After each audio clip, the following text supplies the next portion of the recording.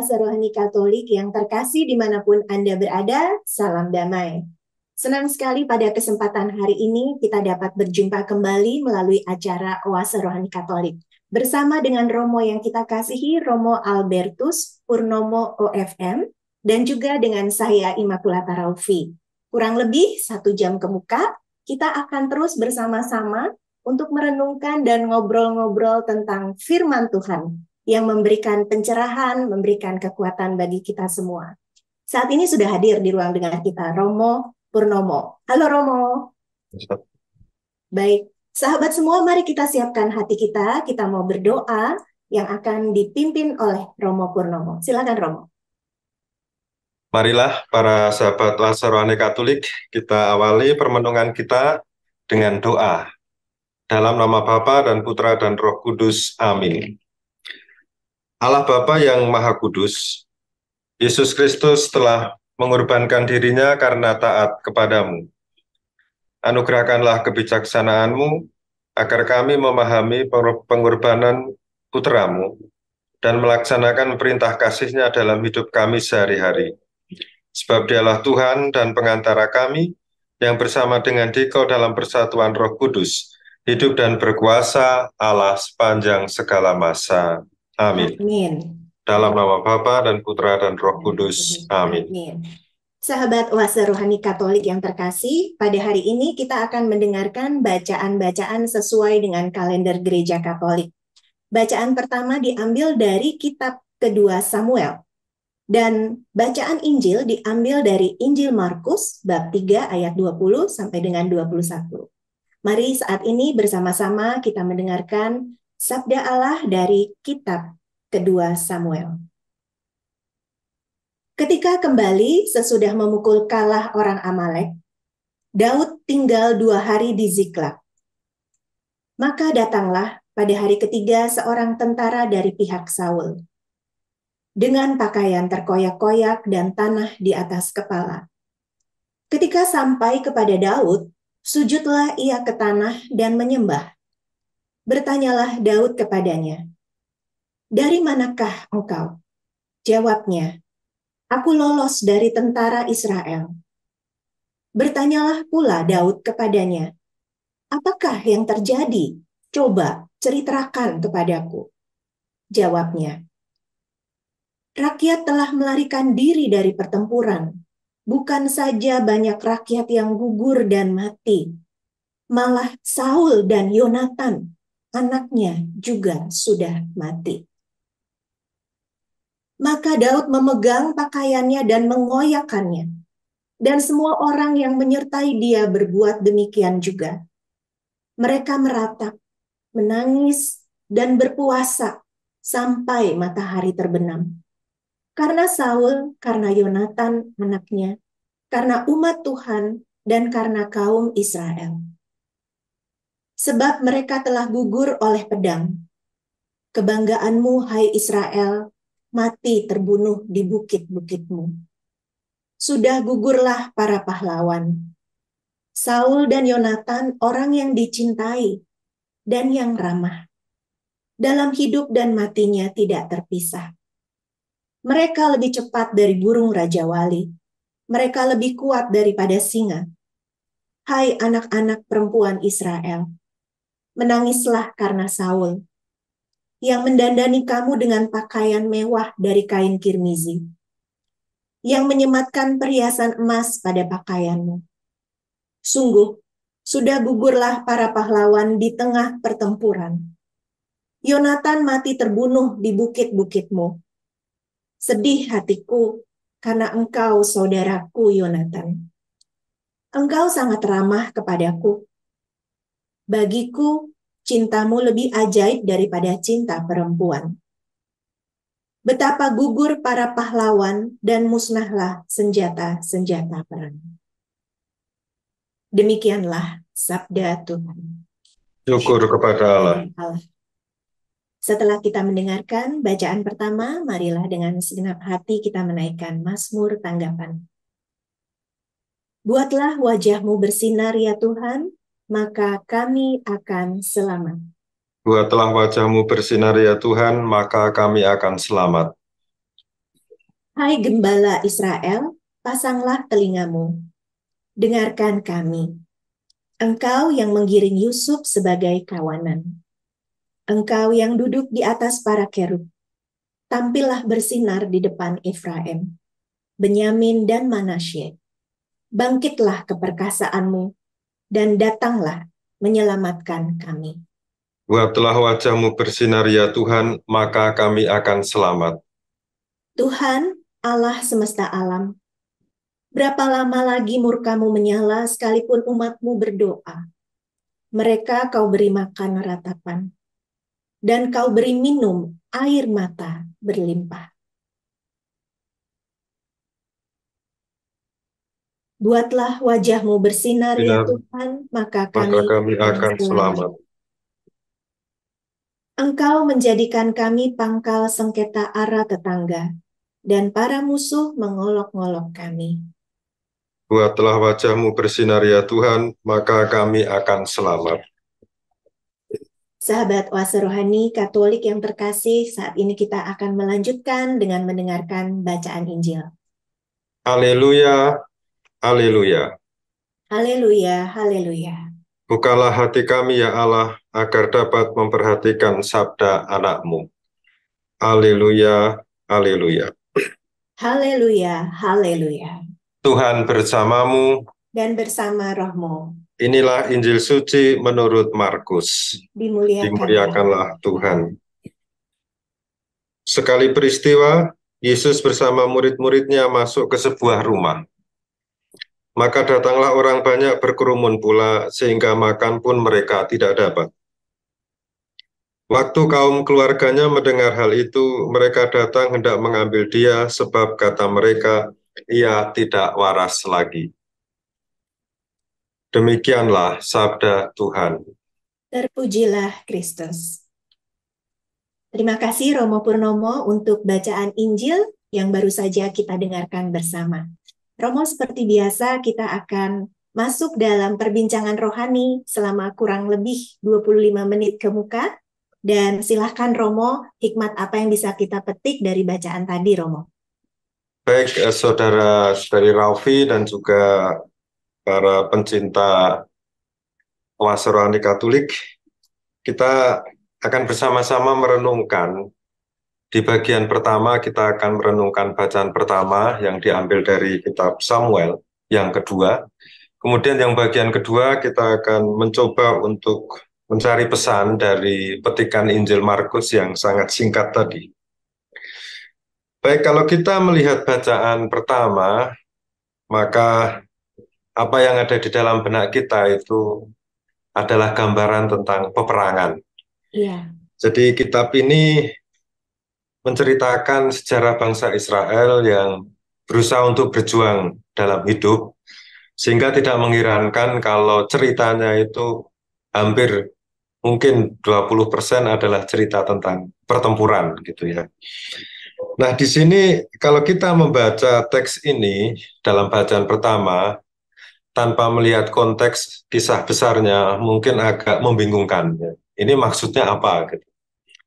Maka dari itu kita perlu melihat sedikit sebelum kita melihat pesan yang ada di dalam cuplikan teks ini, kisah besarnya.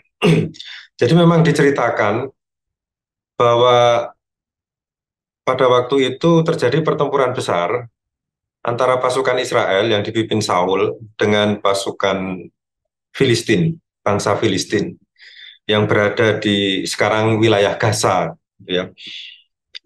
Jadi keduanya bertempur dan rupanya pasukan Israel mengalami kekalahan berat gitu ya. Bahkan kekalahannya itu sangat mengerikan karena apa? Karena Saul itu tewas dalam pertempuran itu dan juga anak-anaknya, Yonatan, Abinadab, dan Malkisua. Tiga anak yang digadang-gadang untuk menjadi penerus Saul, menjadi raja pun tewas dalam pertempuran itu ya. Nah, pada saat yang sama, Daud dan pasukannya atau tentara bayaran Daud gitu ya, itu tidak ikut dalam pertempuran karena apa? Karena mereka sedang dalam pengembaraan di padang gurun Yudea. Kita tahu bahwa Daud pada waktu itu memang diancam akan dibunuh oleh Saul ya. Itu cerita yang pasti kita udah tahu. Maka Daud pergi melarikan diri gitu ya. Tetapi dalam pengembaraan itu Daud mendapat berita tentang kekalahan bangsa Israel dari tentara Saul yang berhasil meloloskan diri dari pertempuran itu. Dan setelah Daud mendengar bahwa Saul dan ketiga anaknya tewas, dan terutama setelah mendengar Yonatan sahabat sejatinya tewas, dia meratap. Iya. Dan di dalam teks ini, di bagian tengah sampai akhir sebetulnya adalah suatu cuplikan dari ratapan Daud yang terkenal. Jadi kalau nanti ada kesempatan sahabat Toasorane Katolik membaca ratapan Daud bisa ditemukan di dalam kitab 2 Samuel bab 1 ayat 19 sampai 27. Yang kita baca sekarang ini hanya cuplikannya saja. Dan menurut para ahli kitab suci, ratapan Daud itu merupakan salah satu puisi ratapan terindah di dalam dunia kuno gitu ya, yang kita warisi sekarang ini. Nah, kita kembali pada kisah tadi ya. Jadi setelah mendengar berita kematian Saul dan ketiga anaknya, Daud dan pasukannya itu mengoyakkan pakaiannya, kemudian meratap, menangis, dan terutama Daud ya yang menangis itu gitu. Nah, apa yang bisa kita pelajari dari perikop singkat ini ya? Atau pesan rohani apa yang bisa kita temukan di dalam kisah ini yang kiranya bisa dapat kita terapkan di dalam kehidupan kita sehari-hari? Tentu saja bukan soal perangnya ya, karena perang memang tidak selalu menguntungkan bagi kedua belah pihak gitu ya. Tetapi di sini kita melihat atau belajar dari Daud, bagaimana Daud itu adalah orang yang sangat menghargai persahabatan. Gitu ya. Jadi kalau kita membaca kisah Daud di dalam kitab Samuel, entah itu 1 dan 2 Samuel, terutama 1 Samuel ya, di situ diceritakan tentang Daud dan Yonatan yang sangat bersahabat. Dan seringkali persahabatan Daud dan Yonatan itu menjadi model klasik ya. Satu persahabatan yang bisa kita temukan di dalam sejarah dunia kuno. Gitu. Jadi kita tahu bahwa meskipun Saul, ayah Yonatan itu ingin membunuh Daud, tetapi Daud dan Yonatan tidak terpengaruh oleh ancaman itu. Bahkan Yonatan itu membantu Daud dalam pelarian dan ancaman pembunuhan dari Saul, ayah Yonatan. Nah ini kan menarik ya, dalam arti kadang kebenaran itu lebih diutamakan daripada ikatan darah gitu ya. Jadi Yonatan itu tahu bahwa Daud itu tidak bersalah dan ayahnya bersalah, maka dia membantu Daud. Nah, dalam ratapan yang kita dengar di dalam bacaan ini, kita mendengar ya, dikatakan demikian. Sedih hatiku karena engkau saudaraku Yonatan, engkau sangat ramah kepadaku, bagiku cintamu lebih ajaib daripada cinta perempuan. Ya, ini kan menarik dalam arti eh, cinta Daud kepada Yonatan itu sangat mendalam.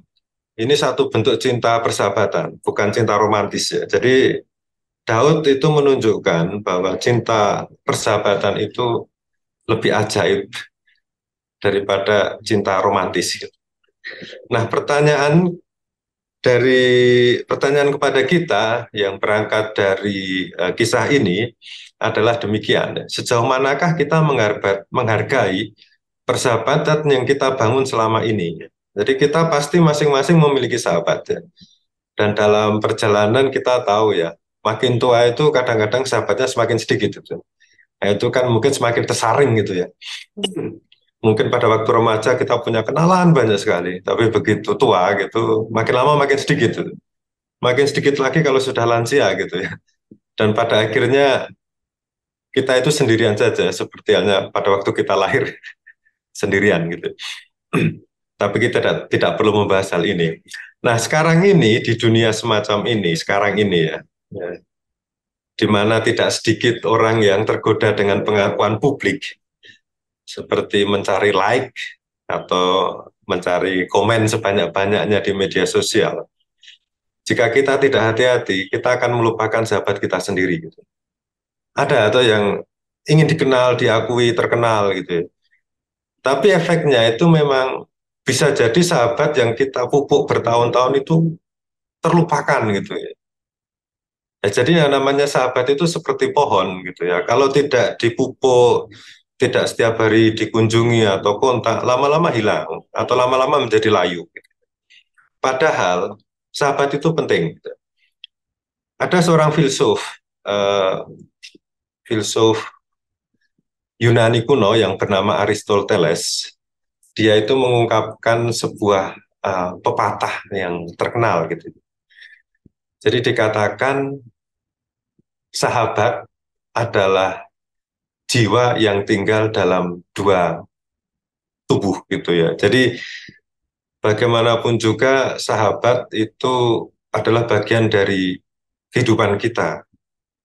Jadi kalau sudah mempunyai sahabat yang tulus, yang ikhlas, yang selalu membantu, selalu ramah, mendukung, itu ya jangan dilepaskan demi ambisi pribadi untuk terkenal gitu ya. Sayang gitu, karena apa?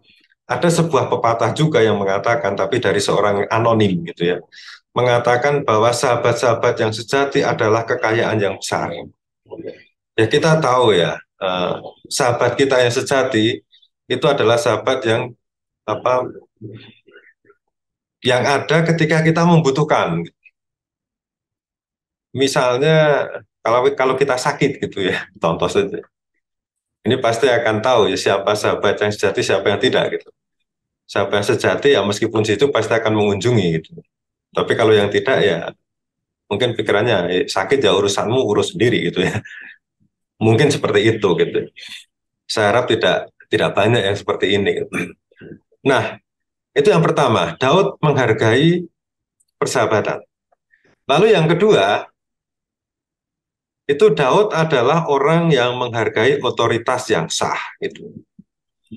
Jadi dikatakan di sini bahwa Daud meratap, menangis, dan berpuasa itu karena Saul. Gitu. Nah, ini kan menarik dalam arti eh, Daud kan mengembara di padang gurun Yudea itu kan karena diancam hidupnya oleh Saul gitu ya. Jadi Saul itu sangat membenci Daud gitu. Namun ketika Saul tewas, Daud tidak bergembira. Yang dalam tanda kutip itu adalah musuhnya gitu. Tetapi sebaliknya Daud itu malah sedih ya, karena bagaimanapun juga Saul adalah raja yang diurapi Allah. Jadi meskipun mempunyai kelemahan mau mengancam hidupnya, tetapi Daud masih menghargai bahwa Saul itu adalah yang diurapi Allah gitu. Jadi kematian Saul itu menjadi kehilangan baginya juga, meskipun sebelumnya hidupnya terancam oleh dirinya gitu. Jadi terlepas dari kelemahan Saul, Daud tetap menghargai Saul sebagai otoritas yang sah dalam memimpin bangsa Israel. Nah ini kemudian menjadi pertanyaan bagi kita juga ya sekarang ini. Sejauh mana kita menghargai otoritas yang sah gitu. Entah itu di dalam masyarakat, yaitu pemerintah yang dipilih oleh rakyat, ataupun di dalam gereja, yaitu para pemimpin yang apa telah ditabiskan. Ya kita tahu bahwa mereka itu pasti punya kelemahan. Iya. Pasti ada kelemahan, kekurangan. Tidak ada manusia yang sempurna gitu. Mungkin juga para pejabat-pejabat tinggi gereja atau pejabat pemerintahan juga pasti ada kelemahan. Tetapi kan kita tahu bahwa manusia kan tidak semuanya kelemahan gitu ya. Iya. Selalu ada kelebihan dan kekurangan gitu ya. Nah seringkali yang terjadi ya kita lihat sekarang ini ya. Dalam dunia yang sedang dalam tanda kutip mabuk demokrasi gitu. Apa-apa boleh gitu ya. Tidak sedikit orang yang tidak menghargai mereka yang memiliki otoritas yang sah gitu ya. Dalam arti em, mungkin mengkritik boleh, tapi mengkritik yang membangun gitu ya. Iya. Yang terjadi adalah bahwa banyak yang memberikan komentar-komentar secara tidak sopan kepada pemerintah misalnya gitu ya. Kadang komentarnya itu di luar adat istiadat atau etiket seorang eh, timur gitu ya, dalam arti menjaga sopan santun atau apa gitu. Tapi kadang-kadang saya baca di dalam beberapa komentar, di dalam YouTube atau di dalam Facebook atau di dalam media sosial lainnya gitu ya. Kadang-kadang kata-katanya kasar gitu ya. Nah, apakah ini menjadi petunjuk bahwa orang menghargai otoritas yang sah gitu ya? Karena bagaimanapun juga kita tidak tahu kalau kita dalam posisi seperti itu gitu. Diberi otoritas itu apakah bisa lebih baik daripada yang kita kritik gitu loh. Iya, Kadang-kadang kita tidak bisa berpikiran semacam itu. Maka dari itu, ya kalau kita memberi kritik, itu kritik kebijakannya saja. Eh, atau mungkin bolehlah mengkritik orangnya, tapi ya konstruktif. Tapi jangan sampai menjelek-jelekan cara tidak wajar, tanpa memberi solusi, dan belum tentu kritikan itu benar gitu ya. Nah, maka dari itu kita perlu hati-hati dalam banyak hal ini. Juga terhadap pemimpin gereja gitu ya. Gereja atau pejabat gereja pasti eh, tidak alergi terhadap kritik gitu ya. Ya semua semua perlu membangun gitu satu sama lain itu. Tetapi jangan sampai menjelek-jelekan eh, otoritas gereja sampai di luar batas kesopanan gitu ya. Kan ada itu ya. Mentang-mentang di media sosial itu namanya bisa dikaburkan gitu ya. Kemudian bicara sembarangan saja. Ya aib gereja itu ya mungkin kita perlu memperhatikan tetapi jangan sampai diumbar. iya. Kalau di dalam tradisi Jawa itu mengatakan mikul dhuwur mendem jero gitu ya. Jadi Waduh, bahasa apa tuh, Wong? bahasa Jawa maksudnya itu eh, pencapaian yang baik kita agungkan bersama, tapi kelemahan atau apa sebisa mungkin jangan diumbar gitu ya. Iya, Karena itu kan aib bersama gitu. iya, Maka dari itu, ya dari perikop ini kita bisa belajar dari Daud bagaimana dia setia kepada persahabatan dan menghargai otoritas yang dipilih oleh Allah. Mungkin itu renungan untuk bacaan pertama pada kesempatan kali ini. iya. Baik, terima kasih Romo Purnomo. Apa yang Romo sampaikan ini sangat-sangat bermanfaat sekali, Romo ya. Karena sesuatu yang sudah langka saat ini, Romo, yaitu menghargai persahabatan. Dan ternyata kita bisa belajar dari tadi menarik sekali Romo katakan sejarah dunia kuno. Karena kadang-kadang kita merasa udah kuno gitu, apalagi anak sekarang ya, Romo ya. Dengan orang tua saja, kalau orang tuanya memberi nasihat gitu ya, itu pasti kita langsung di apa ya, langsung didepak gitu. Mama papa udah kuno gitu. Tapi pada hari ini Romo menyampaikan sesuatu yang sangat berharga sekali buat kita semua. Iya. Dan juga tentang menghargai otoritas yang sah ya Romo. Saya mencatat di sini bahwa memang kadang kita lebih sering melihat balok di mata saudara kita ya Romo ya, dibanding dengan selumbar di mata kita seperti itu. Terima kasih banyak Romo. Kita akan melanjutkan lagi di sesi yang kedua di Dialog Iman yang tidak kalah menariknya nih, sahabat Oase Rohani Katolik, karena singkat banget ya Romo bacaan Injilnya ya. Dan kayaknya loh, kok berhenti di kata-kata yang menurut kita, kok Tuhan kita dikatain begitu gitu loh Romo, secara secara apa Ya. spontan ya. Tapi pasti nanti Romo Purnomo akan bercerita dan juga akan merenungkan bersama, jadi kita lebih mengerti. Jangan kemana-mana, tetap bersama dengan kami di acara Oase Rohani Katolik.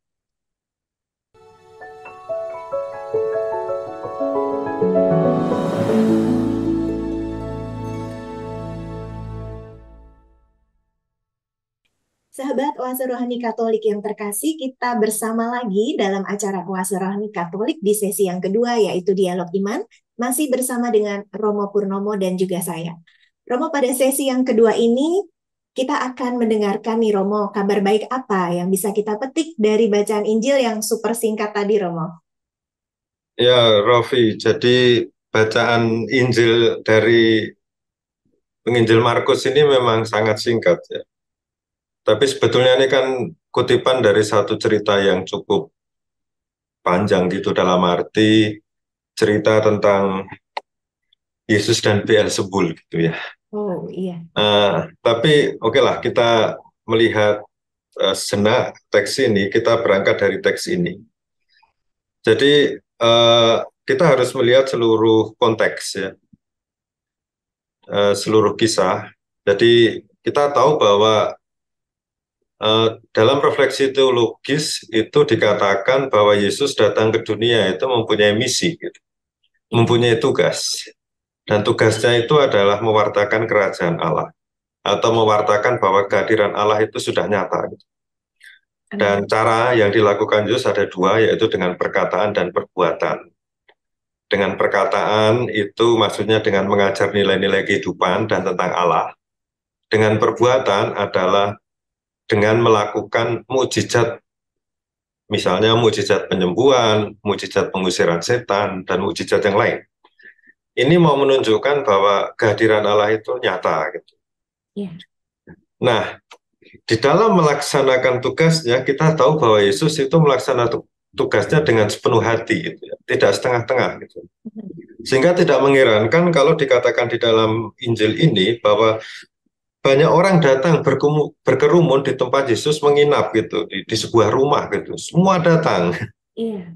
Dan jadi iya, jadi kalau Yesus datang itu, maaf, kalau umpamanya banyak orang datang itu kan bukan hanya sekedar minum-minum, makan-makan, kan tidak, gitu. Iya. Pasti ada tujuan tertentu untuk mendatangi Yesus. Betul. Selain mendengarkan ajarannya, yang mereka cari itu biasanya penyembuhan, gitu. Ya seperti sekarang ini ya. Kalau ada orang punya karisma bisa menyembuhkan itu, wah banyak orang datang, gitu. Meskipun penyembuhan itu pertama-tama kan dari diri kita sendiri harus punya keyakinan bahwa kita bisa sembuh. Oke, nah karena banyaknya orang yang datang, ya di sini Yesus tidak sempat makan karena sibuk melayani mereka, gitu. Yesus mungkin kecapean dan lelah sekali. Nah, memang ada orang yang menafsirkan bahwa Yesus dikatakan tidak waras lagi itu mungkin karena terlalu kecapean, kemudian terlalu lelah, sehingga sepertinya itu sudah nggak sehat lagi, gitu ya. Tetapi ada penafsiran yang lain yang kiranya lebih masuk akal, gitu ya. Ya, apa itu mau? Jadi kan dikatakan demikian, waktu kaum keluarganya mendengar hal itu, mereka datang mengambil dia sebab kata mereka, ini beberapa orang maksudnya ya, bukan kata dari kaum keluarganya itu, ia tidak waras lagi, gitu ya. Iya. Nah, sebetulnya kalau membaca teks ini, kita harus membaca kisah selanjutnya yang berbicara tentang perdebatan antara ahli-ahli Taurat dan Yesus, gitu ya. Yesus kan bukan hanya menyembuhkan saja, tapi juga mengusir setan, ya. Iya. Mengusir roh jahat, gitu loh. Dan di dalam kisah sebelumnya, sesudahnya, Yesus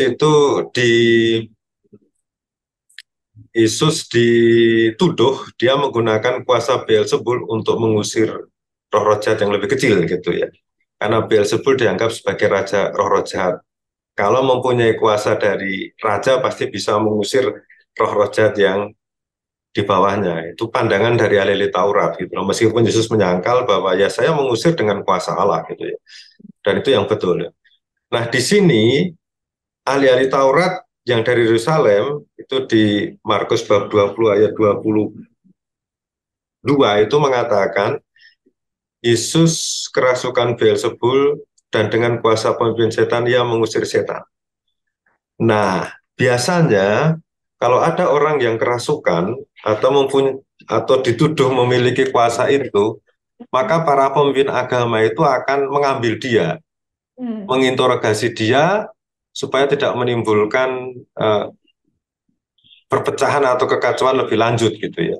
Nah, ini tampaknya kaum keluarga Yesus itu tahu loh, kalau Yesus mempunyai kemampuan untuk mengusir roh jahat itu. Dia takutnya nanti para pejabat agama pada waktu itu akan mengambil dia, gitu loh. Iya. Nah, maka buru-buru dikatakan di sini, waktu kaum keluarganya mendengar hal itu, mereka datang hendak mengambil dia, sebab kata merekanya itu adalah orang-orang lain, bukan kata kaum keluarganya, ia tidak waras lagi, gitu. Maksudnya, jangan-jangan Yesus dirasuki, gitu loh. Iya, iya. Nah, jadi di sini kita bisa belajar ya, dalam arti banyak orang pada zaman Yesus itu yang rupanya menuduh Yesus yang tidak-tidak, gitu ya. Iya. Orang baik, orang membutuh Yesus kan orang baik gitu, dan dia melayani orang, membebaskan orang, Iya. salah satunya dari kerasukan roh jahat itu ya.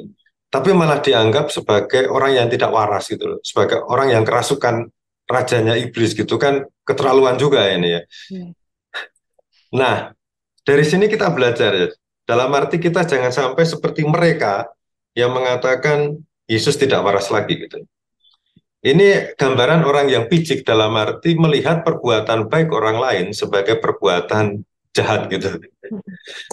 Jadi di sini kita melihat juga bahwa mereka itu kan menyebarkan fitnah terhadap Yesus. Jadi berbicara tanpa bukti, berbicara tanpa diselidiki terlebih dahulu, tapi langsung membuat pernyataan. Dan justru ini akan membuat suasana dan hubungan satu dengan yang lain tidak baik gitu. Dan sebetulnya fitnah semacam ini kan makin lama makin muncul gitu ya sekarang ini ya. Iya. Dalam arti di mana dunia dipenuhi dengan iklim kompetisi atau persaingan satu dengan yang lain itu. Efeknya itu kadang-kadang untuk orang yang jahat gitu, katakanlah demikian, itu pasti mereka akan menjelekkan nama baik orang lain yang bersangkutan. Dan kalau menjelekkan nama baik orang yang bersangkutan itu efeknya adalah juga membuat keluarga orang yang difitnah itu menjadi khawatir dan takut gitu ya. Kan bagaimanapun juga akan terkena gitu ya. Dan sekarang ini hoax, kemudian fitnah itu mudah bertebaran di media sosial gitu. Dan saking banyaknya gitu jadi orang menganggapnya biasa gitu. Oh, di sana sini kita melihat ini ngomong ini yang betul yang mana gitu ya. Bahkan semakin mudahnya orang membuat akun YouTube misalnya gitu ya. Orang kan bisa ngomong suka-suka gitu tanpa ada yang ngontrol gitu loh. Sebetulnya bukan ada yang ngontrol, selalu ada otoritas agama misalnya mengontrol. Tapi karena banyaknya akun gitu ya, banyaknya konten gitu loh, mana sanggup mengontrol semuanya gitu ya. Pada akhirnya ya menyerah juga gitu. Tetapi dalam situasi dunia yang dipenuhi dengan hoax misalnya, ya meskipun kita juga tahu bahwa ada kebenaran-kebenaran tertentu di situ, tapi dipenuhi dengan kebencian, ungkapan tidak menyenangkan, kemudian fitnah di sana sini, eh, tentu saja kita tidak bisa untuk, uh, maksudnya daya kita itu sebagai manusia itu tidak bisa mengontrol semuanya, itu pasti kita tidak bisa mengontrol semuanya.